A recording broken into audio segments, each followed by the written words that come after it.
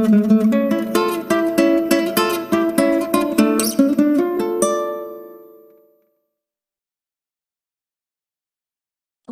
napas kasar keluar dari Jenny tanpa merasa perlu dia tahan. Wanita itu menarik napas sebelum mengkonfirmasi pertanyaan itu sekali lagi.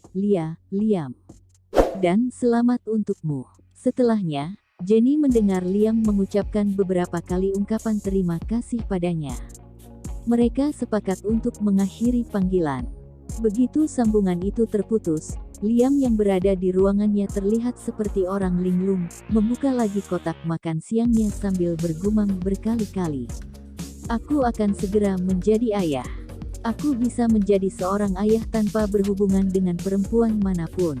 Entah atas dasar apa Liam terus mengulang perkataannya dengan wajah tanpa ekspresi.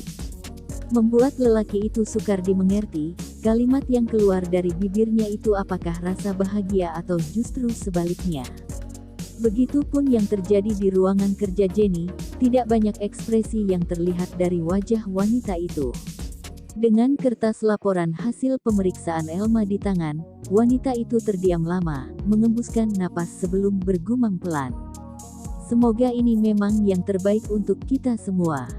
Sementara itu, Elma hanya memiliki satu permintaan ketika dirinya diberitahu bahwa ia sudah positif mengandung. Jangan biarkan ibu tahu masalah ini, pinta gadis itu dengan tatapan memohon.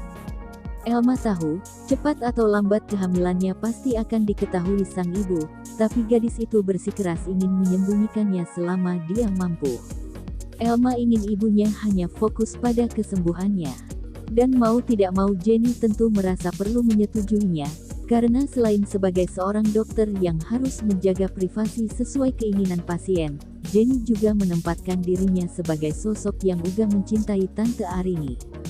Jenny jelas ingin Tante Arini menjalani masa-masa penyembuhannya tanpa banyak beban pikiran, meski tentu beban itu tidak akan sepenuhnya sirna apalagi ketika tahu bahwa dirinya sudah bisa menjalani proses transplantasi. Uang dari mana, nak? Sebanyak itu kamu dapatkan uang dari mana? Tanya Arini dengan wajah pucat ketika dirinya akhirnya tahu bahwa jadwal transplantasinya sudah ditetapkan.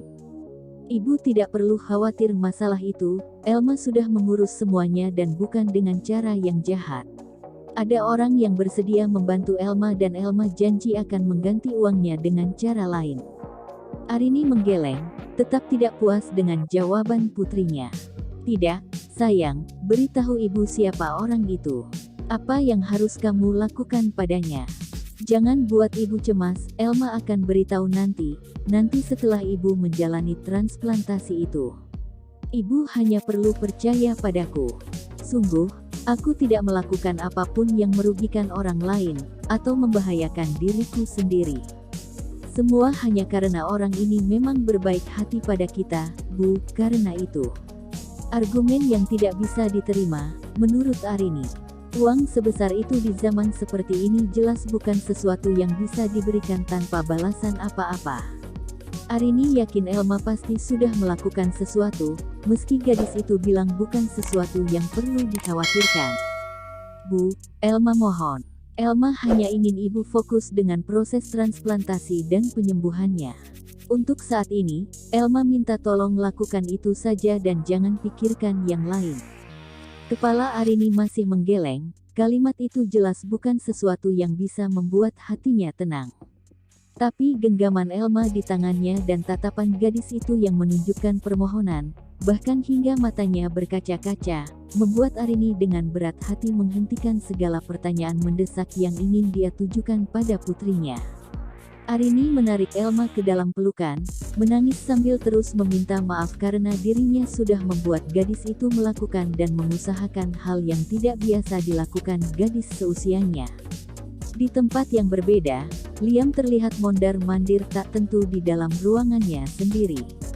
Sejak Jenny mengabari bahwa ibu pengganti yang mengandung anaknya itu hamil, pria itu sudah mencari banyak informasi tentang apa yang terjadi pada masa kehamilan dan apa yang harus dilakukan ibu hamil untuk mengatasi masalah-masalah yang menghampiri mereka.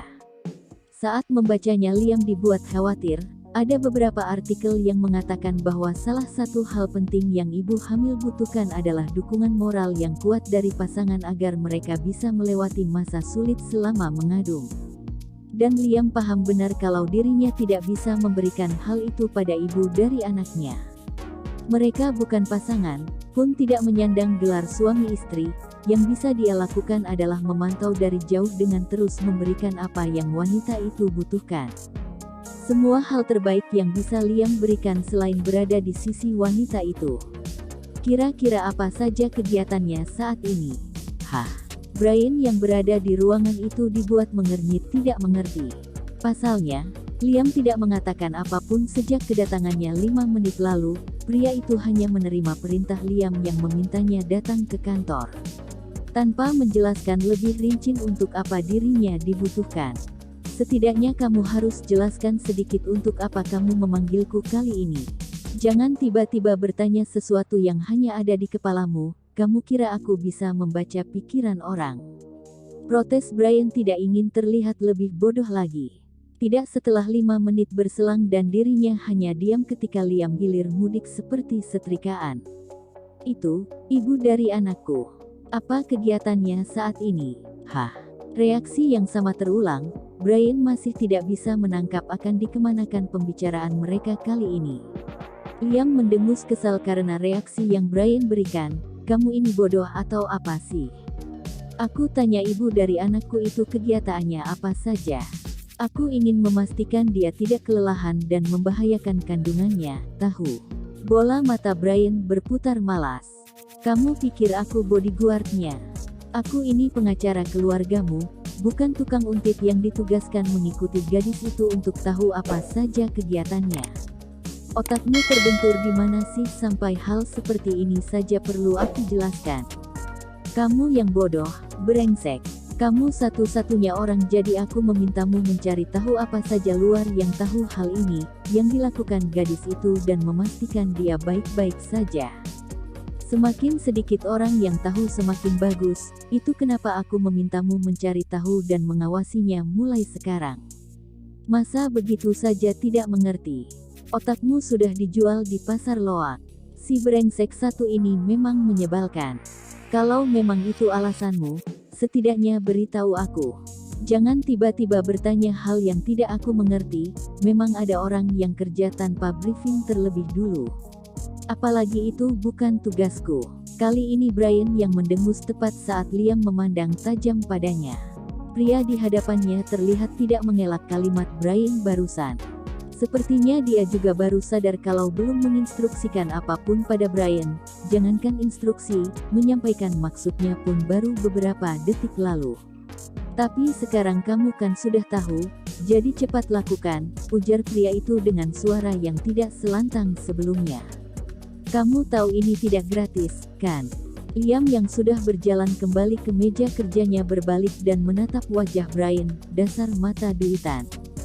Kubayar 5 kali lipat dari gajimu untuk hal ini, puas. Brian tersenyum ramah, formalitas yang biasa ia lakukan di depan rekan-rekan kerja atau rekan bisnisnya.